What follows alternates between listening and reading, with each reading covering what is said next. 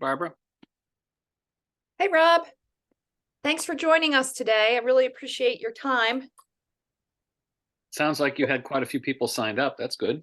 Yeah. We always we often have a lot of people sign up, but then maybe, a reduced amount attend in person, but then we send out the recording. So Yep. yeah. I didn't actually look at the last count, but I know it was more than 50 the last time I looked, so that's pretty good. And did Amherst, you've passed a couple conservation bonds, right? There was one way back in like 2005 or something, right? There was one in 2005, but I don't remember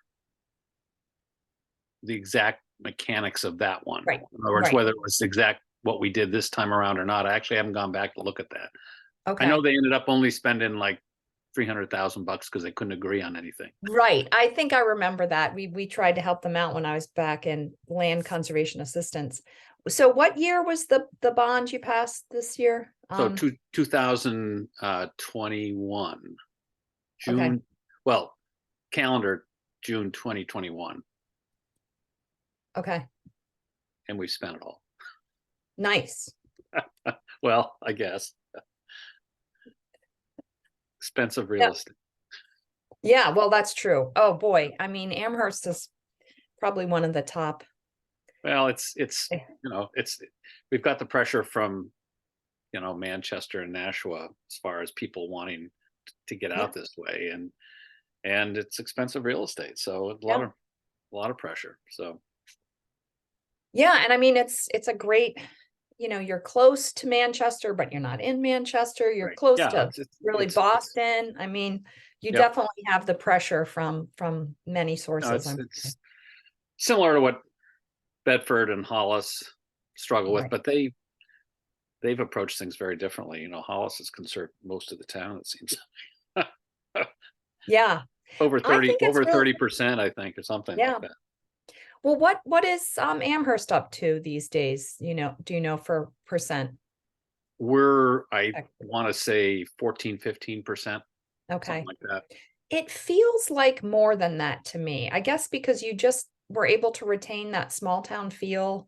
Well, there's when we looked at the land use or land ownership as part of one of these exercises, there's a surprising amount of acreage in private land holdings. Right, right. So even though, like you say, even though it seems like it's conserved because it's a lot of undeveloped stuff, it isn't really conserved. Right, right. The potential. Which How was about the case for one of the properties that we bought. It had been used as open space, but the owner was all set to develop it, and we convinced him to do otherwise. But good? Yeah. Well, how about conservation easements? There's a fair amount of privately held but we protected property we too. have, I think, like 40 of them in town. Mm-hmm. So over the years, those have been, people Yeah. seem not as inclined to do that anymore. I don't know if they just need the money or what. Yep. I've seen that, over, throughout the state that nobody's really donating easements the way they used to way back. And then of course the cost of purchasing an easement is pretty high nowadays too. So Yeah. yeah, I think it's hard when the I value mean, is you so read these stories in the, Society for Preservation of Hampshire Forests of these people who've owned, 500 acres for 4 generations, and then they donate it all to Spiniff, and I'm going, well, where are those people? right, right. Hi, Katherine. Thanks for joining us. You're still muted, but that's totally fine. There Were we you go. able? Awesome. Were you able to grab those last slides? You okay with that? Oh, you sent them to me, so I noticed they're on there. So we seem Yeah. to be Yeah. Yeah, Catherine's slides are way more impressive than mine, but that's okay. Oh, mine's just, financial gobbledygook. Would you like me to share my screen and run the show, or do you think you'll run it, Barbara? Or how would you like to approach Well, this? I think it might be easier if you just run it from your end. Okay. And then you can, advance the slides as you need to. I do have it up and open in case there's some quirk or something happens, or your power goes out or something like that, I do have it open, but Are you going to monitor the chat line? And I'm fine to be interrupted, or save them all to the end. Whatever, however we seem okay, to be going.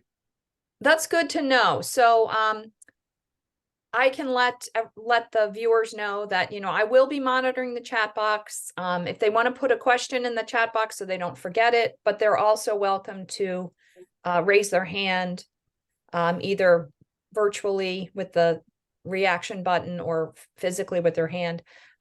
Katherine, do you have a preference on questions?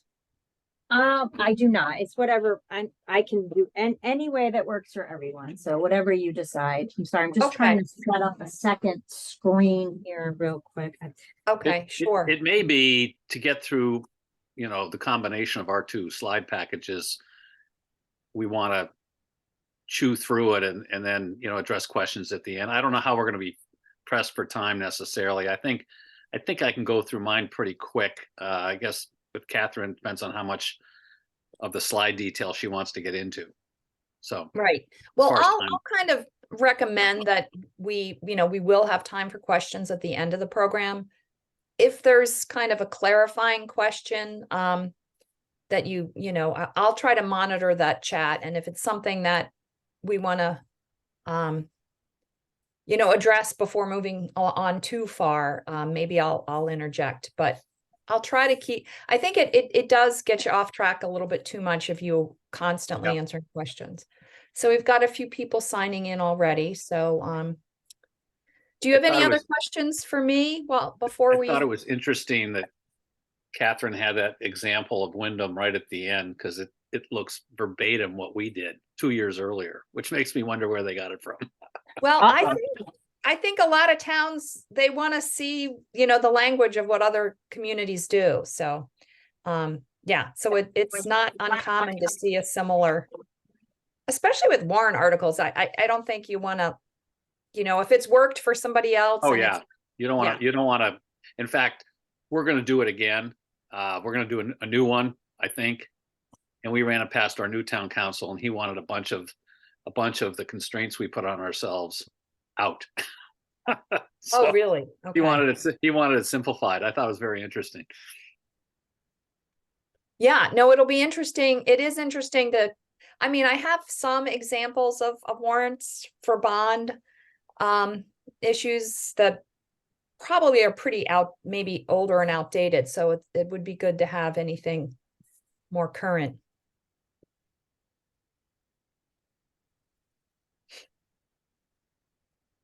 Okay, are you seeing my screen okay? Yes, I am. I can see it. So I think that's great. I'm happy to start with the screen on. Can I ask, are you seeing all the Zoom stuff as well? Or is the screen full of just the presentation? It's the presentation, and then I can see your face just on the side. Perfect. Okay, I just wanted to make sure all those controls aren't showing. Yes, no, in no, your you've view. got full screen. And yeah, I think we're in good shape. Excellent. So Katherine, when I come up, I guess I'll ask you to advance the slides then, That sounds like a great plan. or at least for my slides. Okay, that's fine. So welcome everybody who's joining us. We'll just, take another 5 minutes before we get started. We've got people kind of signing in as we go, but we'll start right at noon, and I'll introduce our speakers then.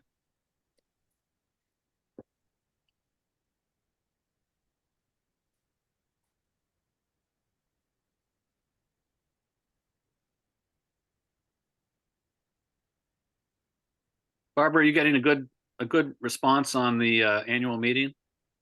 Yes, it is. We're way ahead from last year. Good. Last year was definitely a smaller group, but I think it was fine to kind of ease ourselves back into, being in large groups again. But yeah, we're more than 200 people have signed up already, and we still have, another week to go. So I think it'll be a good group this year, and we always change things up a little bit, but it'll be nice to see the numbers increasing, because I think the value of it is also meeting other people, other commissions, and learn, from them what they're doing. So yeah, it's going well. Barbara, how many people typically register, pre-COVID? Oh, we were almost at 300. We'd be Wow. at like 250, 270. And we're, just over 200 now. But last year we barely made it to 200, I think. And actually in attendance, we had maybe 160 or 170. So last year was a little slim, but, I think that's just the nature of things. And I think we kind of eased ourselves back into it. So. Can I ask, I'm not able to make those sessions, I'm away, but will they be available for later viewing? This year, we're not recording the annual meeting sessions. We do have some that will be, small, shorter versions that we'll probably do for lunch and learns. And all of our lunch and learns are recorded. So we just didn't have the number of people sign in to attend virtually. And then also we didn't have a whole lot of people who asked for the recordings after the annual meeting. So it was kind of a large expense to get somebody in there to do that. So we decided this year we'll see how it goes, but we're not recording this session. So, but if you do have any questions about any of those topics, please feel free to reach out to me, and I can either get you the the PowerPoint or get you additional information that NHACC has specific to that topic. What we always do is we do post on the website the PowerPoint or the handouts or whatever follow-up information from those sessions will be on the website under the workshop page. So that's a good way to get a lot of that information if you're not able to actually attend. Yeah, that's great. That's a good middle ground, I think. Yeah, so if you go to our website, there's the annual meeting section, and within the annual meeting section, there's a workshop page, and then those will have the more information posted right within the title. Thank you.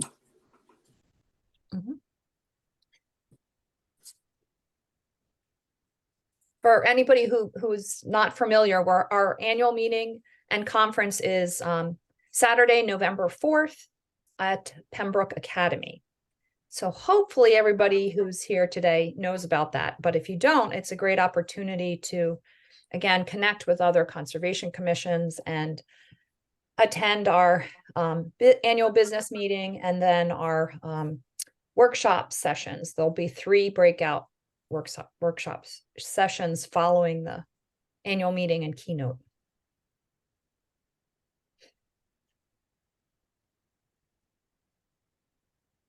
So I'm going to give it just one. Oh, look, it's exactly noon here. So I'll go ahead and get started. There's a few people joining us. But I just wanted to say welcome and thank you for joining us today to learn more about how your town can create a bond to fund land conservation. Municipal bonds are becoming more popular as a source for funds for communities interested in conserving their land. So I'm excited to really learn more about these opportunities from our 2 guest speakers today. My name is Barbara Richter, and I'm the Executive Director at the New Hampshire Association of Conservation Commissions. For those of you who don't know, NHACC is a nonprofit organization working to support commissions so that they can be successful in protecting their local natural resources. So our presenters today are Katherine Heck from New Hampshire Municipal Association and Rob Clemens from the Amherst Conservation Commission. Katherine is the Government Finance Advisor for New Hampshire Municipal Association, and she provides legislative advocacy and serves as a resource to municipal officials and staff. She works collaboratively on publications and workshops for local finance officials, to assist them in understanding and successfully performing their responsibilities to promote fiscal health in New Hampshire. Rob Clemens has been a member of the Amherst Conservation Commission since 2017. And while on the commission, Amherst is focused on land protection and land management projects. And in 2020, thanks, Rob. I wrote down the wrong number. 2020, Amherst recently passed a bond to fund conservation in their community. Rob has a degree in geology and has worked as an environmental scientist and consultant for more than 35 years. So thank you to both of you for joining us today. And just a few quick items before we begin. We will be recording this program and we'll send out the recording tomorrow, and you're welcome to share that with other Conservation Commission members in your community. We do ask that you remain muted today to ensure good quality for everybody, audio quality. We encourage you to ask questions.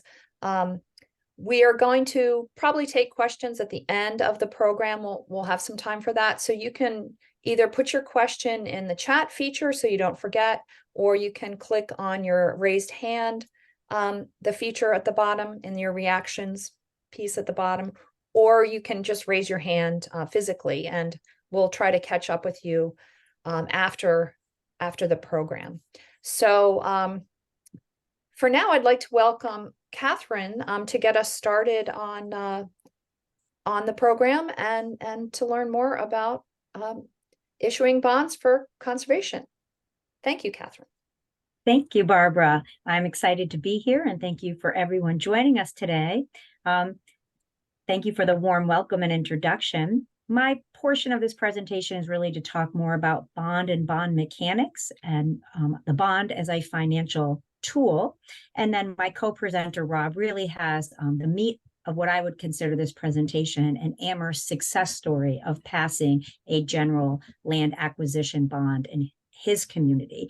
So I will start off the presentation with some of kind of the legal terminology and legal references that we need to consider around the bond and kind of how the bond program works before turning it over to Rob. So with no further ado, let's see, is it not? I cannot get it to advance. I'm sorry about that. So today we're really going to focus on the municipal bond process, which is covered under the Municipal Finance Act, which RSA 33(1), and talking about how you can use this tool in your municipality to link your land conservation needs to your master plan. So this is really a financial tool that we have seen more and more communities take advantage of. And we will later learn how the town of Amherst successfully passed a bond by providing a clear understanding of their program to their residents and voters and how they engaged in the process. So of course, our general sources of municipal funding for conservation would be that land use change tax, warrant article appropriation, bonds, which is our focus of our discussion today. Town fund balance is a possibility. Proceeds from managing town property, tax deeded properties in exchange of real estate. So those are some general funding sources outside of the municipal budget. So I really wanted to focus a little bit today on the funding mechanisms that are available to municipalities. So this chart is really available so that you can see the different types of funding mechanisms available to you. And today we'll focus again on what you see kind of highlighted in that orangish color, which is the bond. And of course, there is an impact on the tax, of course, depending on the size of the bond. The length of an impact would typically range between 5 and 20 years. This does create a high capacity to raise a large amount of funds. So a bond really is a good opportunity if you need a large funding source at one time, but you spread the cost over time. It's a dependable source as far as making sure that those funds are available because it doesn't require reauthorization for the life of the bond. It does make sense to use for conservation goals. However, what we'll talk about and all these other nuanced steps, there is some degree of difficulty in securing a bond, as it does require 3/5 or 60% majority vote to pass. And there's a lot of paperwork involved, as well as some legal limitations as well. So again, I would encourage you to reference this chart for other reasons within your community, whether you're looking at appropriations, town forest income, tax deeded property, land use change tax, and how they can all interact with your conservation goals in your community. So how can a municipal bond be used for conservation? I think that's why we're all here today. But approving a bond can help address some of the barriers to conservation land acquisition. So a bond can ensure that opportunities are not missed when open space becomes available.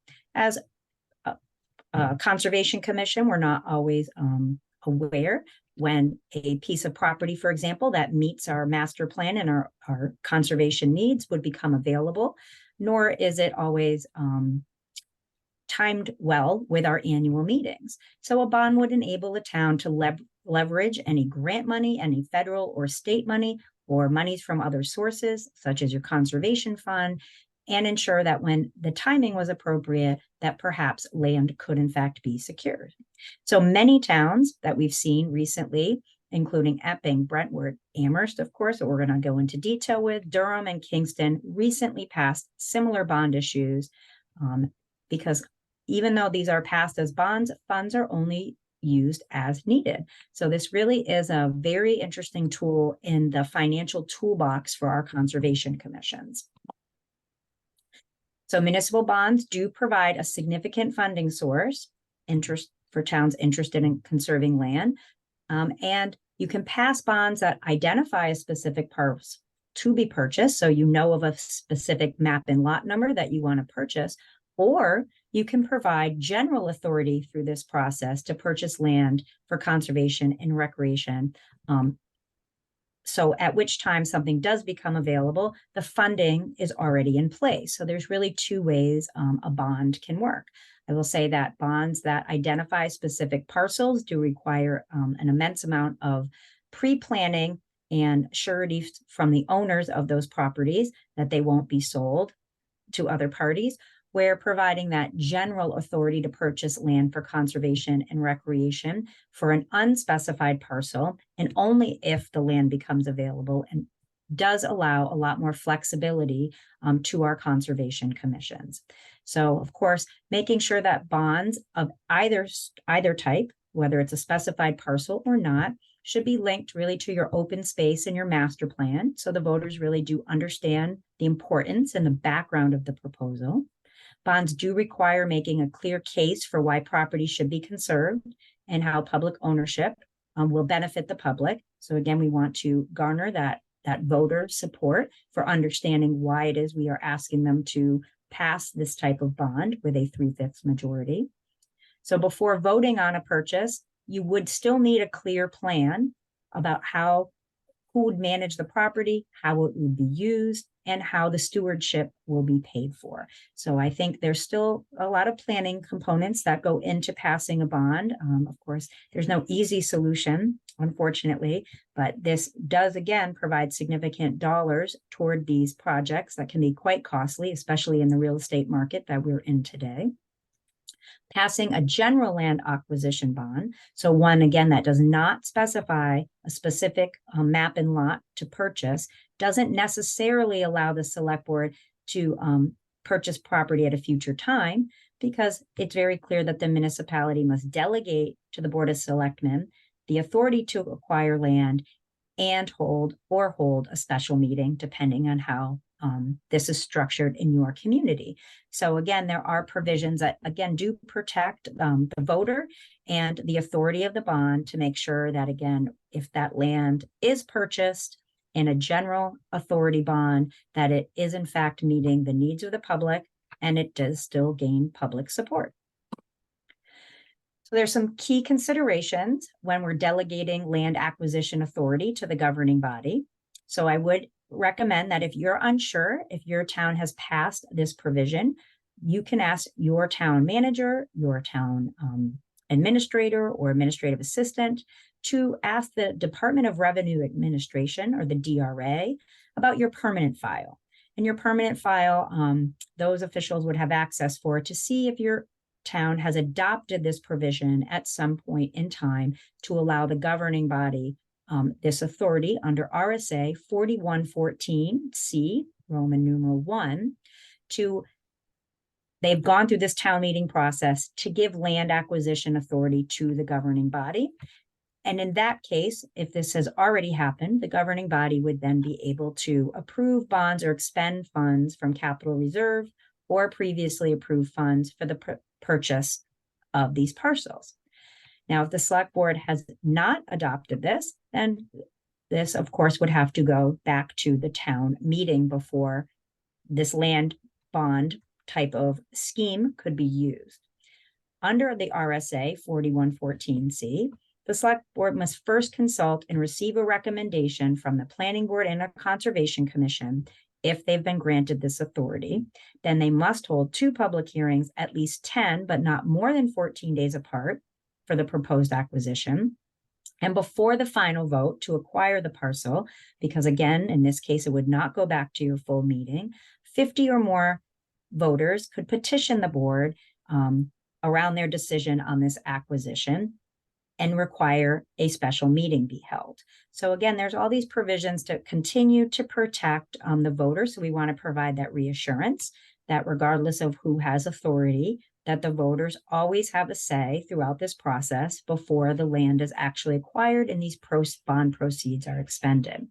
The select board's vote on their approval should take place no sooner than 7 days nor later than 14 days after the second public hearing, which is held. So again, it does allow for continued public input. So I think those are really important provisions that we want to ensure that we're explaining if we're moving forward with this type of funding mechanism, that our constituents and our voters really do have the ultimate say at the end of the day, and they have mechanisms in which they can engage throughout this process for their input and feedback. So I think that's critically important for the success of these bonds to pass. So again, just to reiterate, bonds do require a 3/5 majority to approve bonds. So conservation bonds would be no different. So the procedure for authorizing and rescinding bonds can all be found in RSA Chapter 33.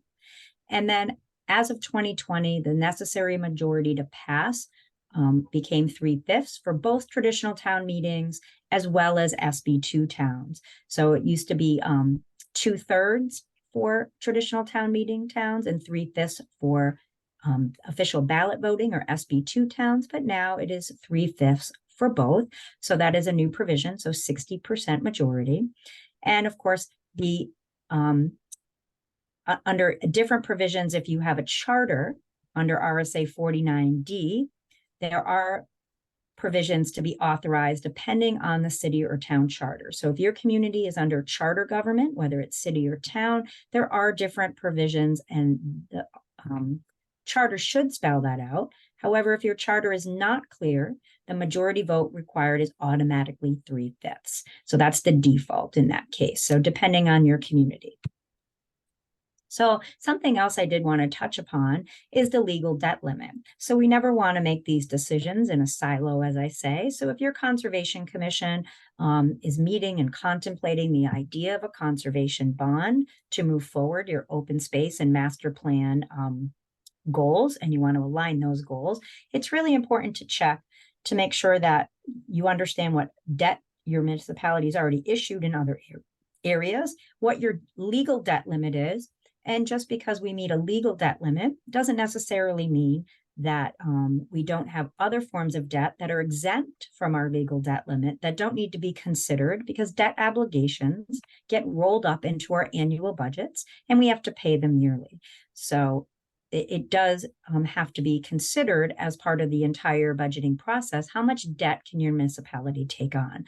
Many municipalities will have a debt management policy on what they deem their legal debt limit is, combined with what they can actually afford to borrow, which is in most cases significantly lower than the legal debt limit, so that they can meet their obligations and have continuity of government. So again, before undertaking this idea, we would always have you consider not only understanding your legal debt limit, but any policy considerations that your town has adopted around debt and the issuance of debt to make sure that you can continue to align this type of funding strategy with the capital plan, the annual budget, and other provisions within your government that have to be considered around the issuance of debt. So what that looks like, so under all bond issues and legal limits, we can find all of this information under RSA Chapter 32, Chapter 33, and Chapter 40. So we do have legal limits, which again, most towns would not be able to even reach these legal limits and still have affordability, but it is important to consider that there are limits that cannot be outstanding at one time, and it's calculated based on a percentage of the total market value or your equalized assessed valuation of all taxable property in town. So 3% for cities, 3% for towns, 1% for village districts, and 7% for school districts. However, if you are a municipality with overlapping political subdivisions, such as a school district and a town, so a cooperative school district, you're limited to 9.75%. So instead of it being 3% for the town plus 7 for the school, it's reduced by 0.25%. So we can find this all in RSA. And there are limits to debt exceptions. So we have sewer and water, qualified utilities such as broadband and electric run by municipalities, and solid waste management and site cleanups are exempt from this debt limit. However, they are still obligations in the annual budget, which is why most communities have other forms of debt that need to be considered when looking at what is affordable for taking on debt in your community. It's also of note that any type of tax anticipation note or special debts and tax increment financing bonds are exempt also from these legal requirements. If you're curious as to what your debt limit might be, I like to provide this tool. This PDF is live. You can click on the link when you get the PDF from Barbara when she shares out the presentation, but you can look up your debt limit by town and see your basis for valuation and debt limits all the way over to the right-hand side of your screen.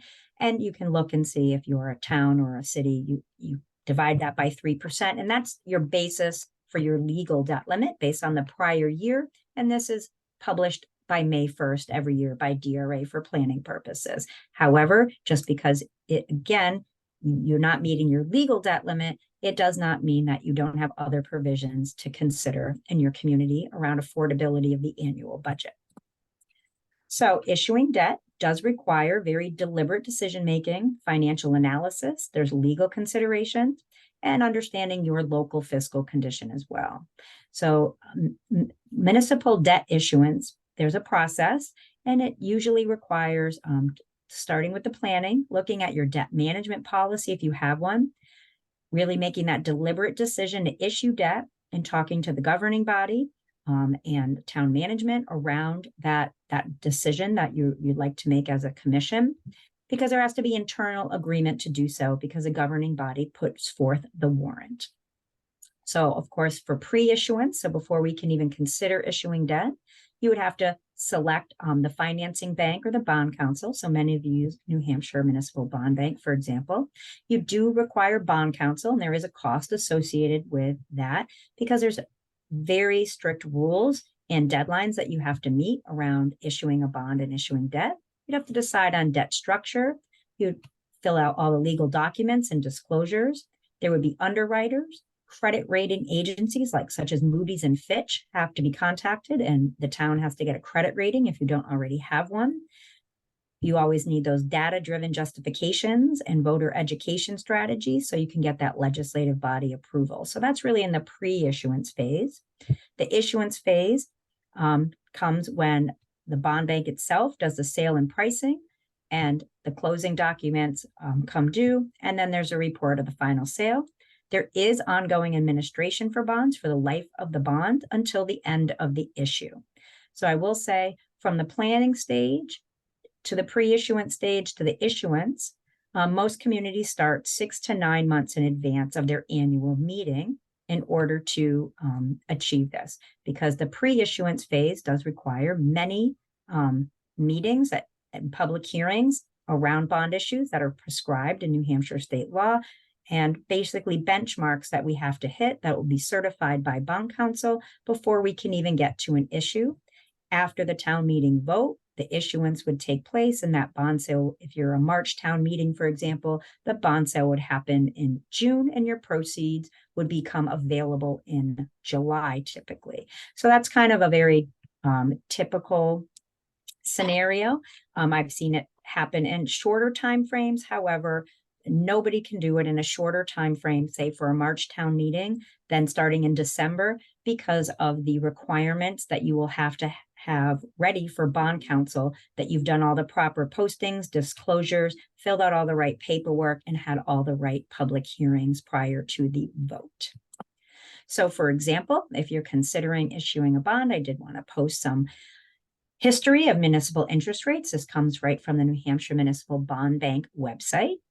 As you can see, interest rates are ticking up, but we did enjoy, say in January of 2021 or in 2020, some lower interest rates, but these are all considerations. You can find this information readily available on their website. Should you be looking to issue a bond, it's a great resource, so you can consider how the debt amortization schedule is going to impact your annual budget. And then, of course, be sure to note all your statutory deadlines and timelines that I referenced before you begin. So you want to stay informed throughout your campaign and throughout your process. So we have traditional town meeting forms of government, official ballot or SB2 forms. We have charter cities and towns, and we have city and town councils. So we do publish an important dates calendar here, and the link is right here in the presentation of important dates. NHMA provides one, as does DRA. So the Department of Revenue also provides one. And our general recommendation is to work backwards from your meeting date so that you can ensure that you've given yourself ample time to meet every deadline within the timeline. So of course, once a bond issue goes toward the warrant, these are typically governing body responsibilities and management within your community. However, it's very important to note that probably starting a discussion around issuing a bond in January would make it almost impossible for all of the necessary moving parts to be realized if you're considering this type of funding mechanism for a March town meeting. Because again, we have these statutory deadlines. So if you work backwards from the meeting date using these two resources, it could be tremendously helpful, making sure that everyone's very clear on the timeline. And it also will help with knowing the voter education timelines and when your clear plans for how these funds would be used, and having those presentations ready to go would be necessary. So this is an example of a warrant article that a town passed in order to have a bond fund their conservation goals and objectives. So this is language that I've seen used several times. This bond did pass. And then, of course, this, I put the little note because this community, this was part of their voter education strategy for how these funds would be used. So as you can see, this community references the Municipal Finance Act, and how they will issue no more than $2 million in bonds and notes for any one calendar year, authorizing the selectmen to negotiate and determine the rate of interest and maturity, and to take any other actions appropriate for the sale of these bonds or notes. They also talk about term limits, so the maturity of not less than 10, but not more than 15 years. So in this case, they're not going to do a 20-year or 30-year bond issue. They're choosing 10 or 15 years. And of course, that the land or property to be purchased will be in the name of the town, by the Conservation Commission, and subject to approval of the selectmen. So this has made it very clear how this community is moving forward through their long-term bond and note. They've also talked about current interest and trends, as you can see in the note, that the payment of an estimated 15-year note would be about $223,000 annually if the maximum of $2 million was used. So again, they give a lot of detailed information so the voter can be very clear on what they are in fact approving. So with that, I would like to turn it over to Rob. So he's going to talk to us about his success story in Amherst about passing an open space warrant article. Thanks very much, Catherine. I appreciate the detailed info that you provided. I'm going to provide an overview of how we went through this process, but I can't underscore enough paying attention to the details, many of which Katherine talked about, as far as timetables, documentation, and a whole lot of other stuff. I'd also like to acknowledge Bill Stoughton, who is somewhere in the audience here. He was a member of the Conservation Commission here in Amherst, now a member of the Board of Selectmen, who was instrumental in moving this process through when we did it. So next slide, please. Oh, hold on. Oh, assuming you can do the next slide. There we go. Yes, I can. Sorry. Okay, so background, a little background to the background. We had expended a great deal of our conservation fund, which was generally raised through the appropriation of land use change taxes that the Conservation Commission got. We had expended those on acquiring a former golf course here in Amherst, left our funds relatively meager. And at the same time, we're seeing a large development push in Amherst, basically for development of residential space on remaining open space. Plus, as Katherine noted, the run up in real estate prices over the last several years made acquiring open space in Amherst a really expensive proposition, for which the land use change tax couldn't keep up with. So based on that development pressure on open space, as well as, next slide, please, recognition that the through surveys we were doing in support of our master plan, which was being updated at the time, this is fall of 2020, it was very clear that the Amherst residents, citizenry, were very much in favor of protecting water resources, of preserving the rural aesthetic of the town, to the point where 91% of residents said Amherst should protect open space and natural resources. So at least on the surveys done as a run-up to the master plan revisions, we knew there was interest and support in the town to possibly support a municipal bond. Next slide, please. So recognizing that municipal bond might be the way to go to raise sufficient funds, we reached out to Barbara at NHACC in September of 2020 to say, what are other towns doing? What's their experience? Who should we talk to? Among other towns, Barbara put us in touch with the Pelham Conservation Commission. We talked with their chair, ultimately, I think, with their town council, and also brought in one of our selectmen into those conversations to understand how they had approached it and how apparently they had approached it successfully. Next slide. So with encouragement from Pelham's success, we started the drafting process, and used language from Pelham's successful warrant article. We, as I said before, involved town selectmen in this process, recognizing the amount of support from the town we were going to have to make this all work. Likewise, involved town council in the drafting of the warrant article, so that it was, whatever we were going to present was going to be in the end considered legal. And we put final warrant article language, which was adopted by our Board of Selectmen together in November 2020. Next slide. So you'll see a very familiar language here. This is, I didn't realize Wyndham had used I won't say they used our language, but it very much looks like the Wyndham article that Katherine presented earlier. That we did this 2 years, I think, ahead of their date. But we established 6 million as a maximum. We indicated it was for conservation purposes. We limited it to $2 million per year, so as not to overtax the town, and referenced 4114A as well as 36A as the governing RSAs for this process. We set it as 10 to 20 years for the bond durations, and basically started the process of promoting this this bond as our next step. So next slide, please.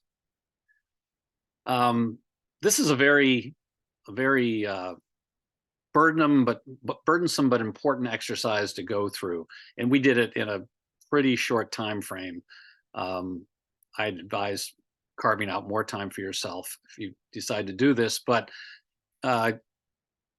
we had to promote it to sell it to the Board of Selectmen initially.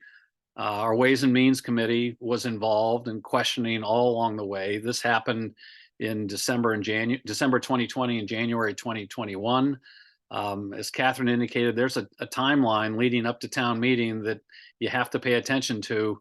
And all of these things take time from a scheduling and public notice standpoint. So you have to, as she said, work backwards and understand your operative dates. We had a deliberative session. We're an SB2 town. We had a deliberative session in February in which we presented slides supporting the warrant article, why we felt it was necessary, what we were looking at in terms of town priorities, and why we thought it was in line with our town master plan. Following those formal presentations, we went to both social media using our Conservation Commission website, using Facebook here in town to get information out about it, as well as the print media here in Amherst. Finally, we did what all good run-ups to elections do. We put the signs out on the streets. That's an example sitting there, just to get the word out and promote people's interest and understanding of this warrant article. Finally, we in this particular case in June 2021, or rather March 2021, because of COVID and problems with getting that election set up, it got ultimately postponed until June of 2021. I think that happened in a number of towns, which gave us a little more time, I suppose, to promote the warrant article, and ultimately went to town vote in June 2021 and was supported overwhelmingly. We honestly didn't know where it was going to come out in the town vote, but we far surpassed the 60% majority that we needed for this, which was good to hear and good encouragement to proceed with the rest of the effort to acquire land. Next slide. So following approval of the warrant article, we formed an open space advisory committee, which was made up of representatives from the Board of Selectmen, the Planning Board, the Conservation Commission, and members of the public.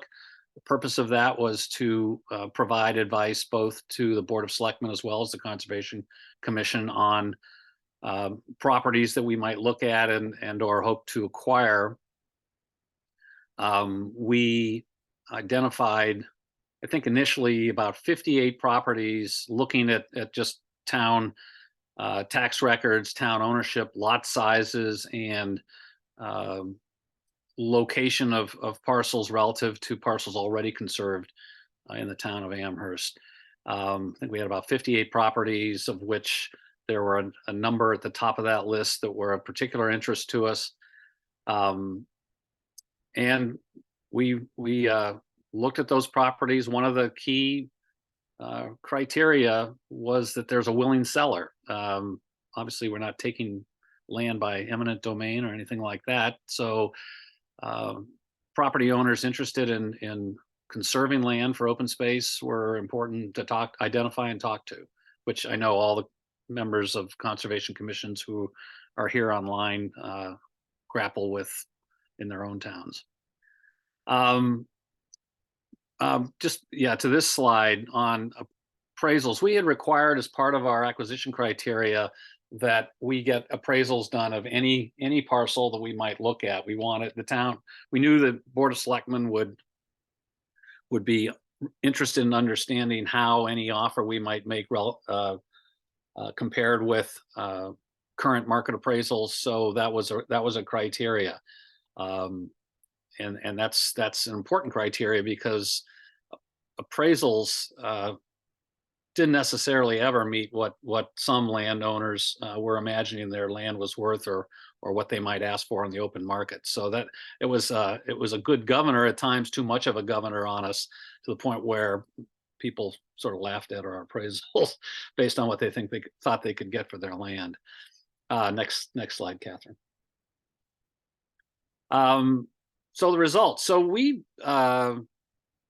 looked, as I said, at a number of different parcels, some which we were interested in. We just failed to negotiate successfully on certain price demands or other aspects. We just couldn't come to terms. However, we succeeded on some others, and others that were key to us relative to existing open space, and also important in terms of their developability. In other words, it was important that we weren't acquiring steep slopes or wetlands or those sorts of land uses that were already self-protected. Our interest was in preserving open space that otherwise might be developed. So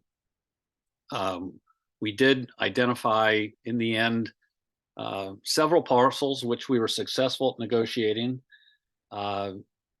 They amounted to over 230 acres that we identified that were proposed to involve, I think, something in the order of 80 residential homes, but more importantly, connected existing protected space and created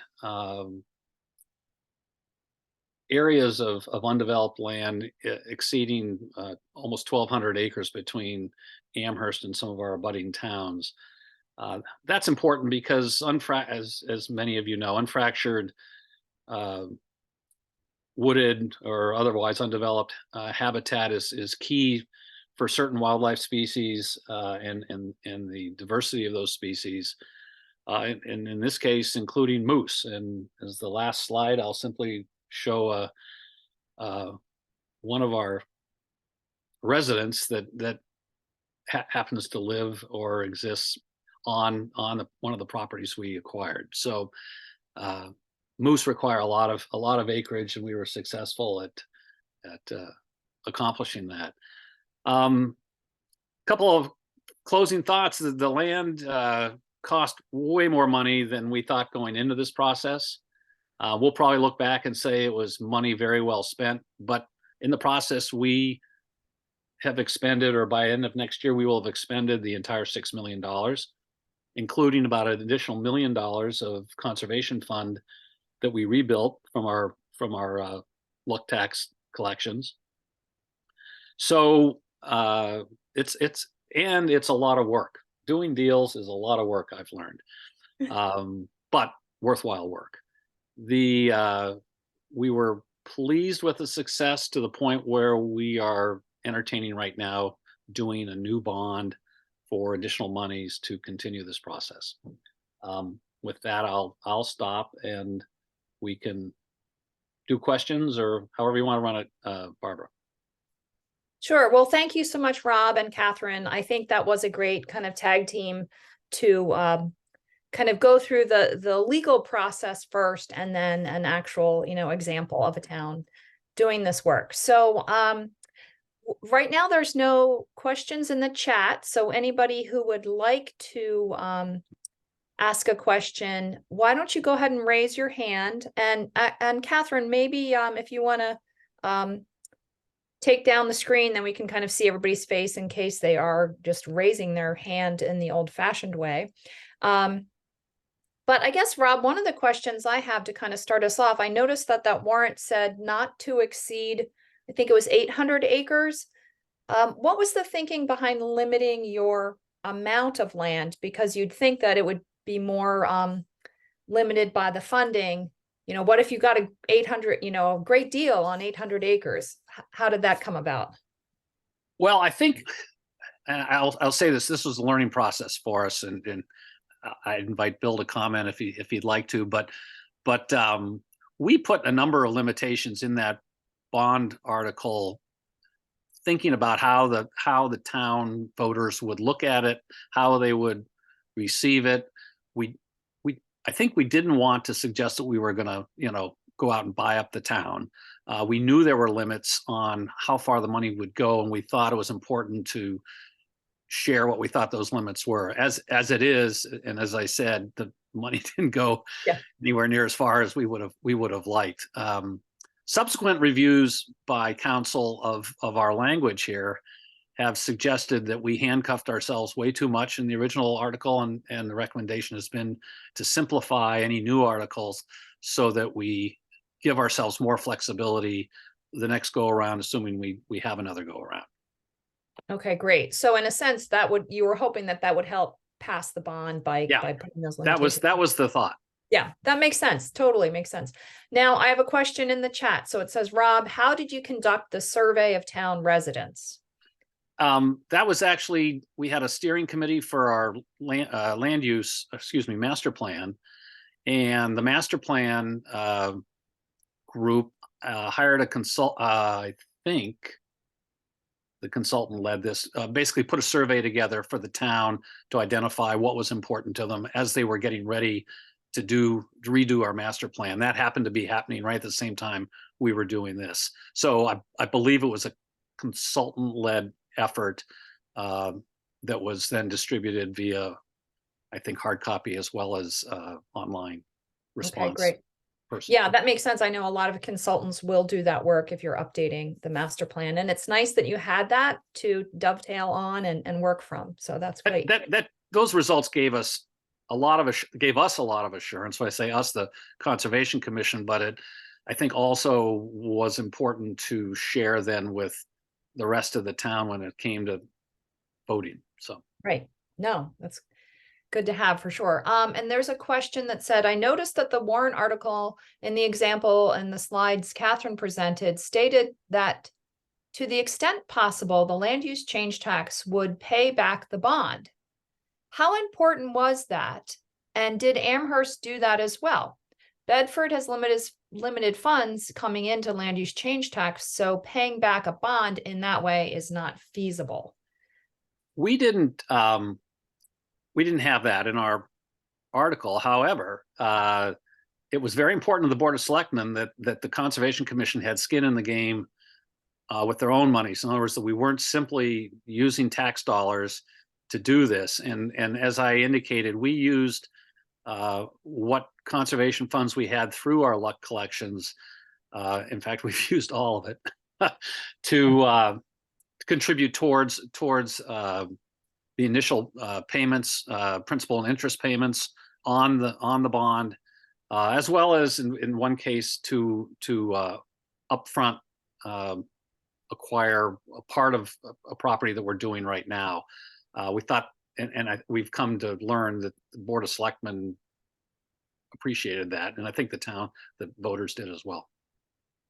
Yeah, that makes sense to you know, at least participate in using the conservation funds when possible. But Katherine, is that often a case with bonds that there has to be a description of how the bond will be paid back, or that other funds could possibly be used? Is that common? So in New Hampshire, we are required to do what's called gross appropriating.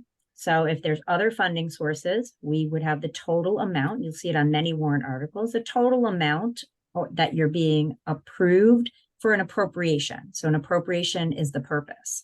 So maybe I'm being approved for $1 million for a bond, but I have $100,000 to come from the conservation fund. If that were the case, you would want to disclose that in the bond article. And then maybe $50,000 from an endowment, leaving $150,000 not to be raised and appropriated in taxes, so that you gross appropriate, so then the community knows that 850,000 would then be required to bond. I mean, that's just an example. In this case, this didn't talk about a funding source on the front side. It was disclosing that they were using a dedicated revenue stream, such as land use change tax, to try to offset the cost of the bond for taxation. So that would not be required by law. That is rather a strategy to ensure the voters understand that they're really looking at all possibilities in order to pay back these funds. But many communities just take out these bonds, as a general obligation and pay it back through taxation. So I think there's a lot of strategies around this, but the example I provided, I think that community was trying to share to the voter that, again, that deliberate decision-making, considering all funding sources and how they can really maximize every single dollar, because a land use change tax wasn't adding up to enough to maybe accomplish their goal. So they needed the bond, but they were looking to really offset that direct taxation, because much of land use change tax, as you know, and communities can go toward conservation, and every community decides for itself what percentage, if any, goes to our conservation commissions, with some being 100%, but with other communities being 50%. So if it's not 100% in your community, perhaps for a while, the Board of Selectmen would take that difference and put it toward this bond issue.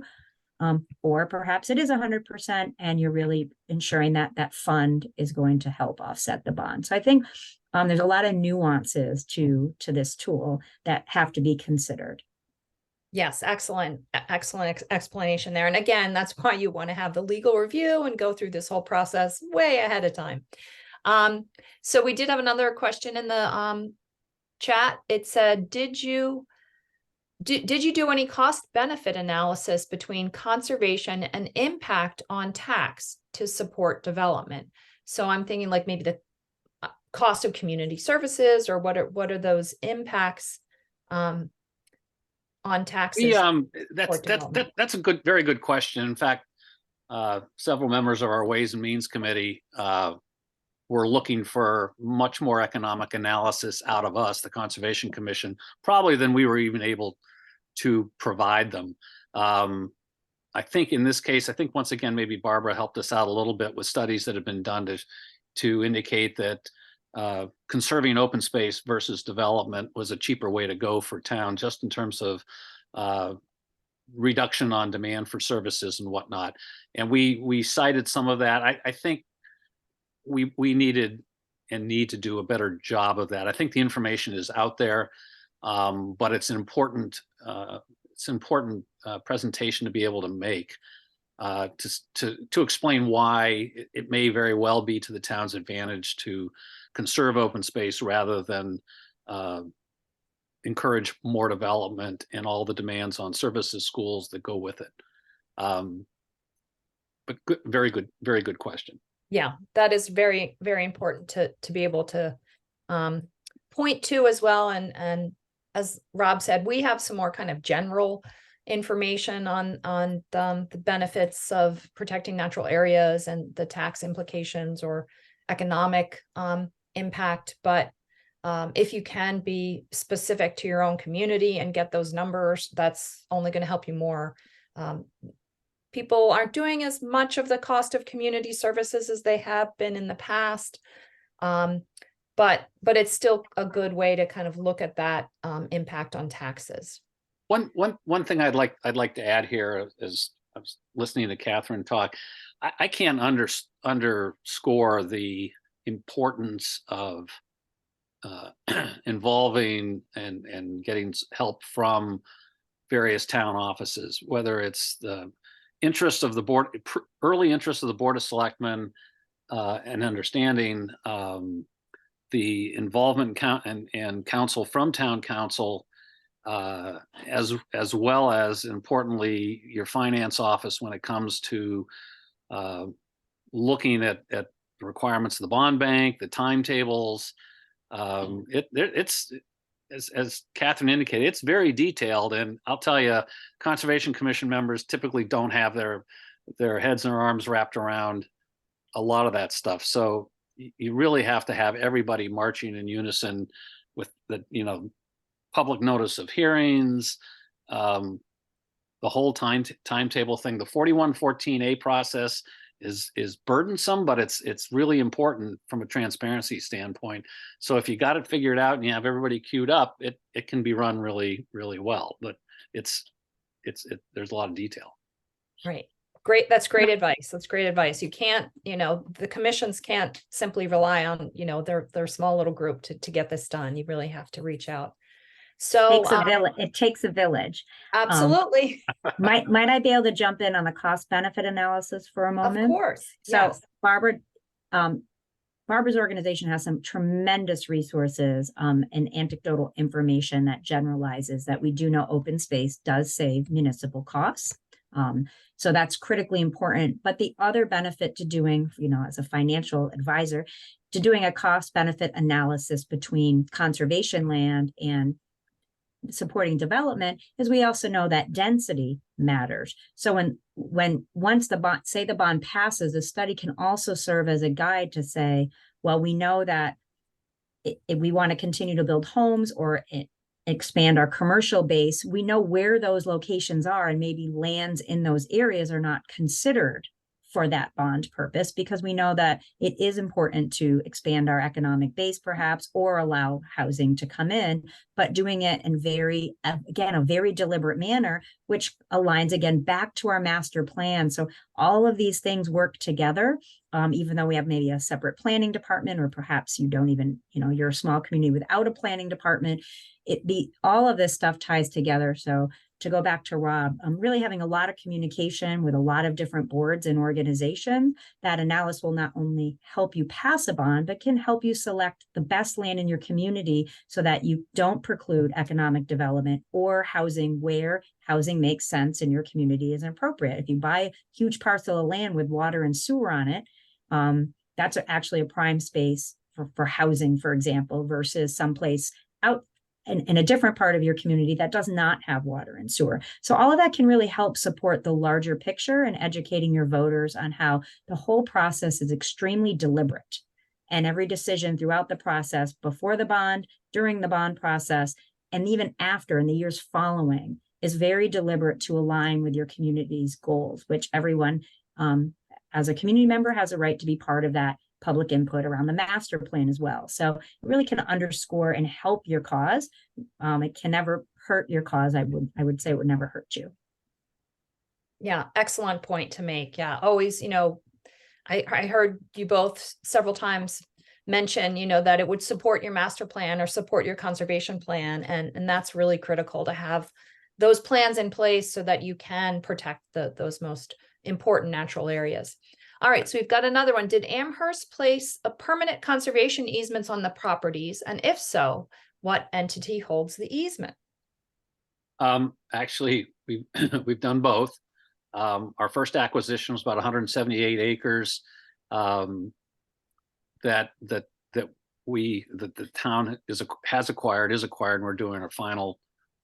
There are 3 parcels, and we're doing the final parcel this coming summer.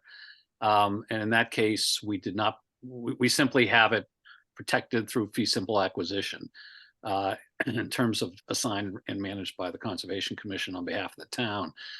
In the second case, we have a number of parties involved, one of which is the Amherst Land Trust, and who, when everything is completed, will hold conservation easement on all of the open space. So we've done both, I guess, is the answer. Right. All right, excellent. Yeah. And one of the other recommendations we make is that when you are purchasing land, when it's transferred, that deed should actually clarify the purpose of that purchase and indicate that it was purchased with conservation fund money or purchased with a purpose of using as a conservation land or protection of habitat or whatever. So you can get fairly detailed in those deeds when it's transferred. And that way it's already, part of the history of that property. And the more you do that, the less likely you'll ever have to deal with, we should use that town property for another purpose.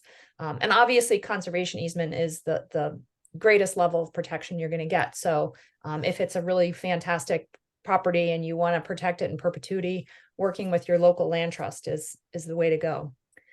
So we have a few more minutes. If anybody actually wants to unmute or just raise their hand, I think we can go ahead and get in another couple questions. If you're have any ideas or suggestions or need more information. I also want to point out that we will be presenting a similar program at the NHACC conference this year. Vicki Brown from East Kingston is going to be presenting that program, and she's going to focus a little bit more on the outreach side of gaining support for a bond vote. So if this is something you're really geared up to do, you might want to attend that session as well.